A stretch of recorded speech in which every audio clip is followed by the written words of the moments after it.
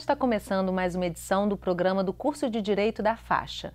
E hoje eu vou conversar sobre planos de saúde e direito do consumidor com a professora Cláudia Coelho. Professora, muito obrigada pela sua presença aqui com a gente hoje no estúdio da TV Faixa. Eu que agradeço o convite, me senti prestigiada, já tenho assistido o programa de vocês e para mim é uma satisfação estar aqui. Que ótimo. Professora, então a gente vai começar ouvindo a opinião dos alunos sobre esse assunto que é tão comum a gente ouvir reclamações, né? Planos de saúde e direito do consumidor. Vamos ouvir. Você tem plano de saúde? Tenho. Qual a importância de ter esse plano de saúde hoje em dia?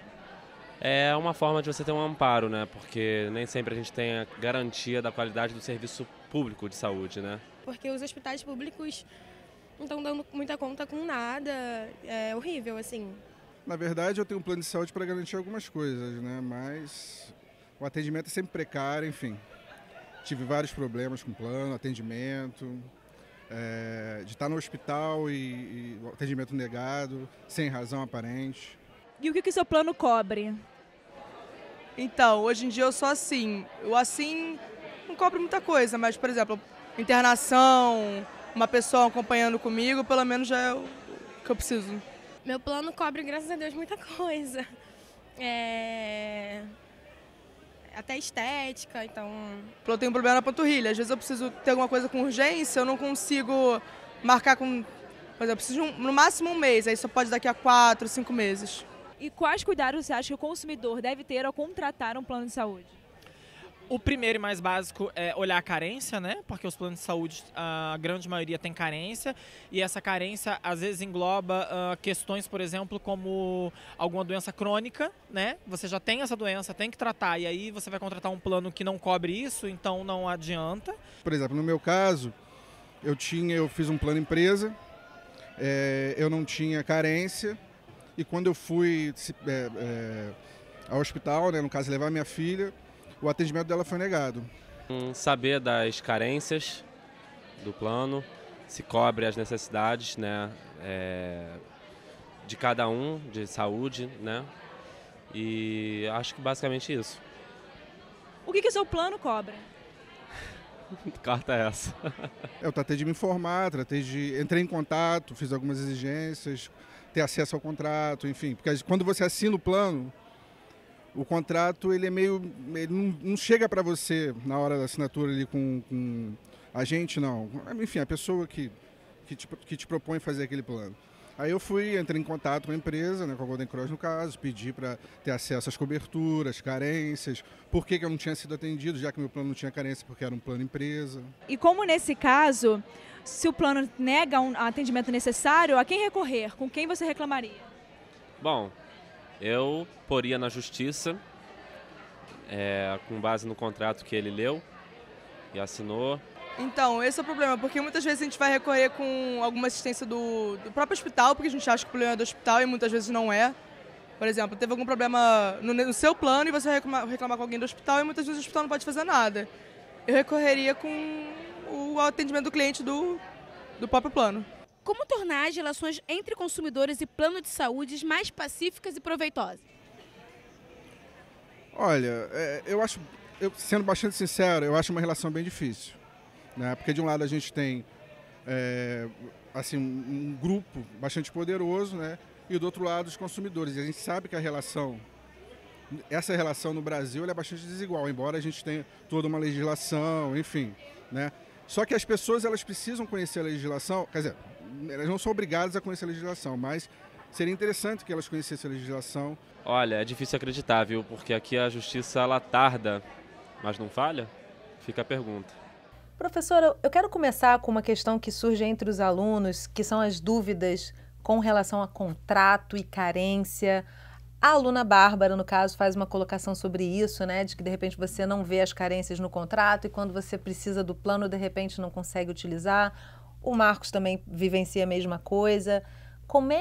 O que você diria que é fundamental se atentar no contrato na hora que se contratar um plano de saúde individual, né? Porque o coletivo, geralmente, a gente não tem nem acesso ao contrato, né? Então, o contrato tem que ser apresentado para o cliente na contratação, tá? Quando contrata, o cliente tem que exigir que a operadora entregue esse contrato. primeira coisa que tem que ser vista quando tem a contratação é se a operadora tem registro na ANS, né? Isso aí é óbvio. Em seguida, é essa questão da carência, né?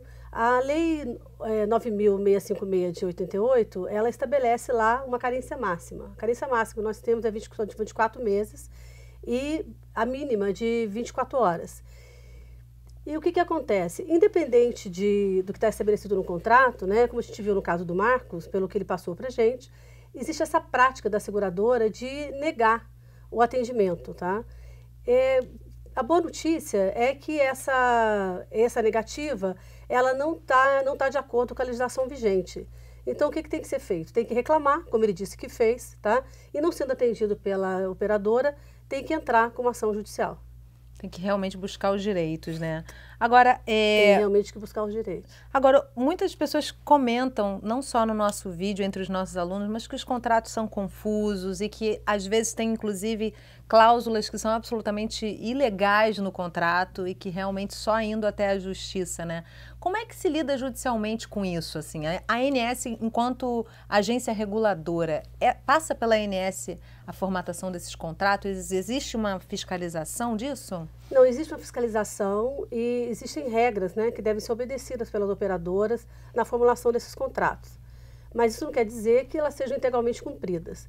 Então, nós temos cláusulas abusivas, nós temos cláusulas excludentes, que os nossos tribunais já estão, assim, com entendimento pacificado, tá, de que elas são nulas de pleno direito ou são anuláveis. E, então, o que acontece? Quando você tem uma negativa em relação a uma irregularidade no contrato, tá, se você não conseguir resolver através da ANS ou administrativamente com a própria seguradora, também o aconselhável é uma ação judicial. Tá? Agora, o plano negou um procedimento, negou o atendimento, uma cobertura. Uhum. O que fazer em primeiro lugar? Alguns já falam que vão procurar o advogado, outros falam que vão procurar a própria operadora, reclamar no hospital na hora do que está acontecendo, com a cabeça quente, enfim, várias opções aparecem. Qual é a mais assertiva?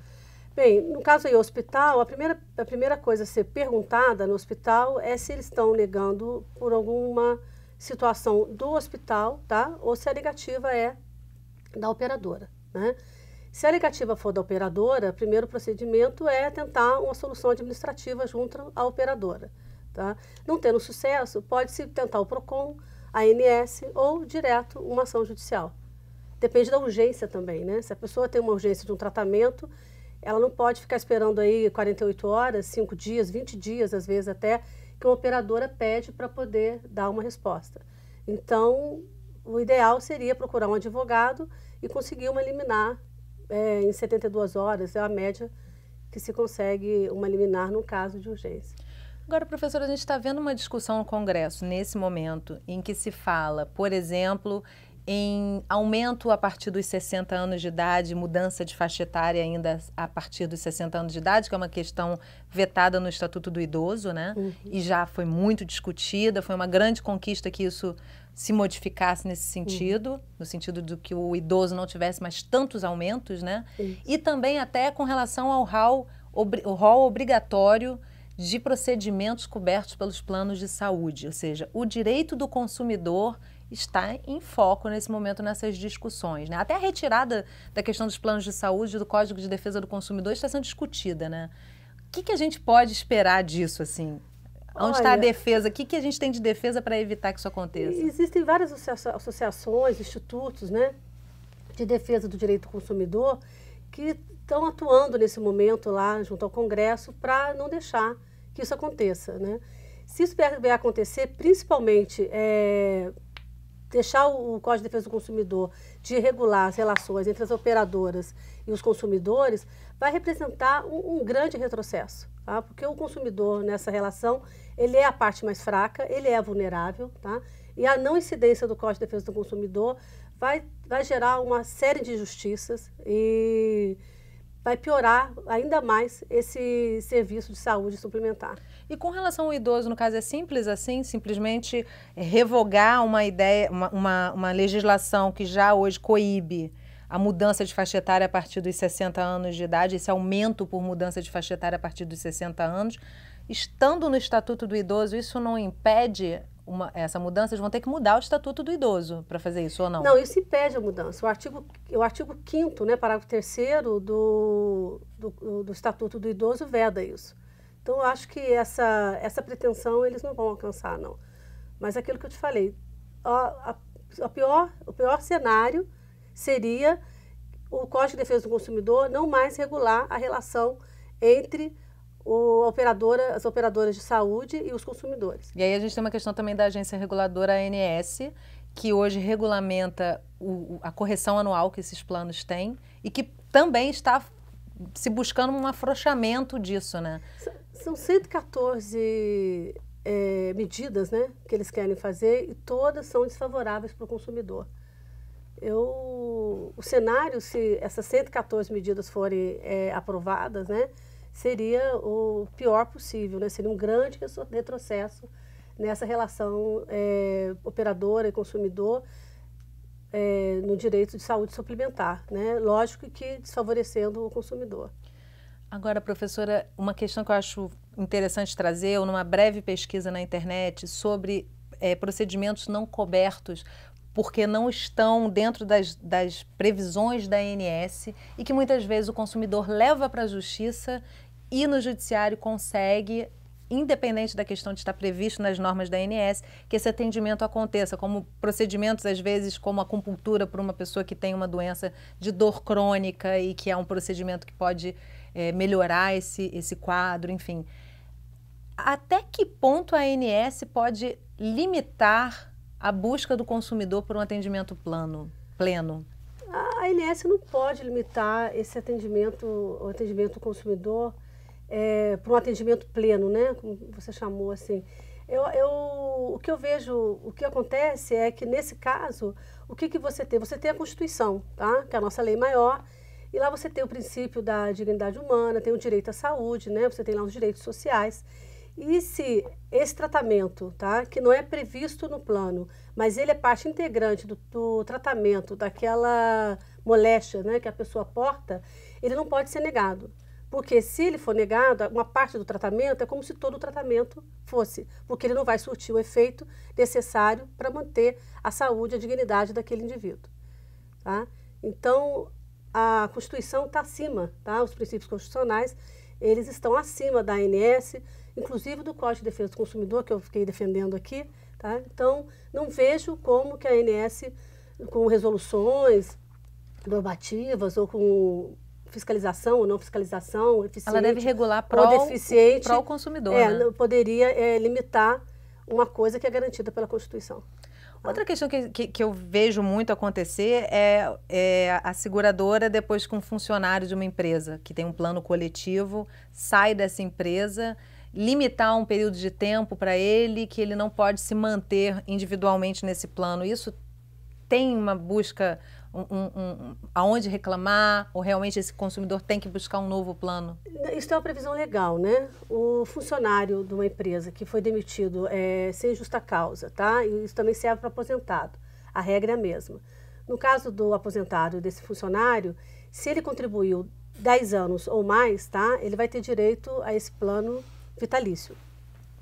Se ele contribuiu menos de 10 anos, ele vai ter, para cada ano que ele contribuiu, tá, o direito proporcional a um ano daquele plano. Tanto o aposentado como o funcionário que foi demitido sem justa causa. Professora, eu poderia ficar aqui, assim, horas te trazendo casos, porque, assim, se não me engano, os planos de saúde são os que têm o maior número, talvez só percam para as operadoras de telefonia. Tem muita reclamação nos instrumentos que existem hoje de defesa do consumidor, até mesmo o PROCON, que abraçaram realmente o Código de Defesa do Consumidor. Que casos você acha importante a gente trazer o esclarecimento? Quero te deixar à vontade, na verdade, para trazer situações que você acha que sejam fundamentais a gente tratar no programa hoje. Que auxiliaria os consumidores? O que você vê com maior frequência enquanto dúvida que é fundamental para a gente? Olha, a maior dúvida, tá, que as pessoas têm, aliás, é uma coisa que quando me procuram, né, seja na advocacia pro bono, ou seja, advocacia pro bono, mas quem tem plano de saúde procura a advocacia pro bono, né, tem muitos planos assim de mensalidade baixa, né? Então as pessoas contratam porque acham que é melhor do que ficar dependendo do serviço da saúde pública.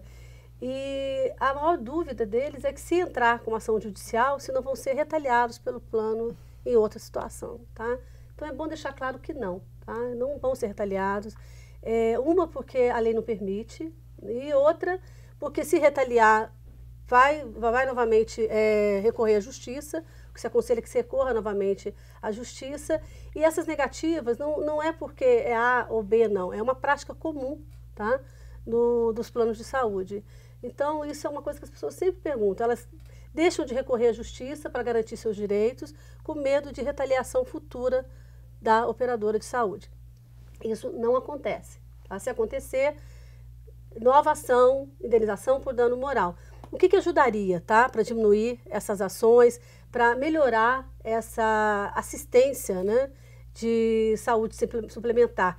Que os nossos tribunais, o carioca, o paulista, ou seja, todos os nossos tribunais, né, no Brasil todo, passassem a atribuir nas ações sanções mais efetivas, tá? Para que não compensasse, né? Até porque tem muita repetição de casos, né? Para que não compensasse mais para as operadoras essa prática dessa negativa, né, reiterada que a gente assiste.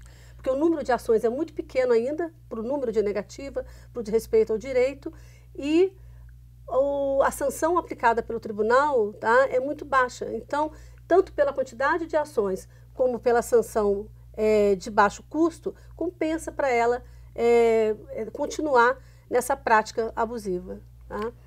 Professora, para a gente finalizar o programa, eu quero te deixar à vontade para trazer qualquer comentário sobre esse tema que a gente discutiu hoje, qualquer questão que você acha fundamental deixar para quem está nos assistindo. São tantas questões, né? Essa questão da carência, né? Que eu vi que alguns alunos pontuaram, né? Sobre a carência do plano que contrataram, que tinha carência e tudo mais. Em relação ao plano coletivo, não há carência, né? É importante dizer isso, que não há carência no plano coletivo empresarial. No plano coletivo por adesão, tá?